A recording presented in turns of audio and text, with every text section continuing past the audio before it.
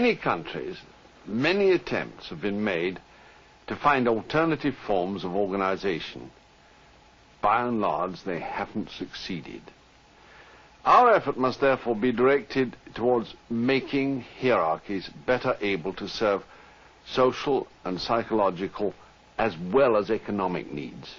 I guess the most compelling aspect of the book, that everybody in an enterprise has a productive role, and that you can, through looking at an organization, really free people up to live out that productivity in terms of the good of the overall organization, and indeed in terms of their own satisfaction, that they feel that they're aligned with the objectives of the organization, and that they can contribute and participate in the success of that organization.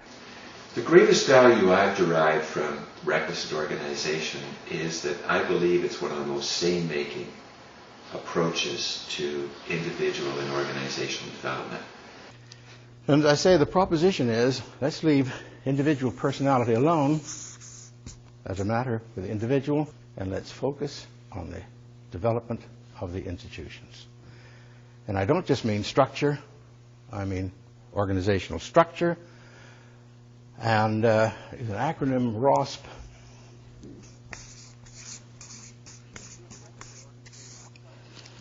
To get through to requisite organizational structure, processes, and practices. With Elliott Jack's model, I saw the potential to have the most powerful public health model. But the most important thing that Deming could ever say to anybody is,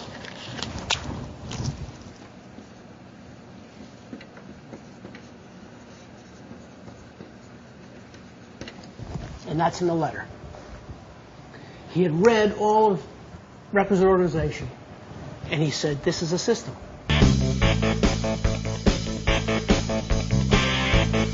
By applying these principles, applications, and practices, I believe in the last 15, 16 years, I've been able to have a substantial impact on the lives of many hundreds of thousands of people, which I never would have been able to have as a practicing psychiatrist or even someone who was a medical director of a mental health center. We really need to move away from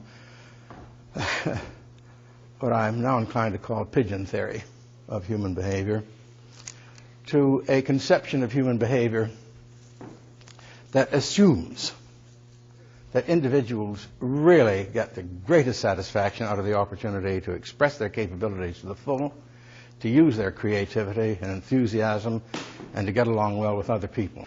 And there's something very sane-making about knowing what your stratum capability is, about knowing the type of organization, the type of structure you need to be fully deployed in your role and to push the biggest rock that you can. It is a tremendously freeing system. People are infinitely adaptable. We're wonderful. People are terrific, is what I want to say. They're extraordinary. Their flexibility, adaptability, and so on is outstanding. His work to the day he died was stunning to me and was the most intriguing, demanding, stimulating that I ever saw. If we were to look at the investment in human capital over this period of time from now it's 30 years since Neil Cosby made the first investment with Elliott. We've had all of these great classics of managerial revolution that we've looked at, but when it comes right down to it, when you look at Elliott's functions in terms of let's look at work, let's look at the output of an organization, let's look at how do you design an organization from the ground up, how does work get done inside that organization, you're looking at something that's withstood the test of time. I've become very impressed by the possibilities of getting at the best in human beings. There's stuff there that's definitely terrific.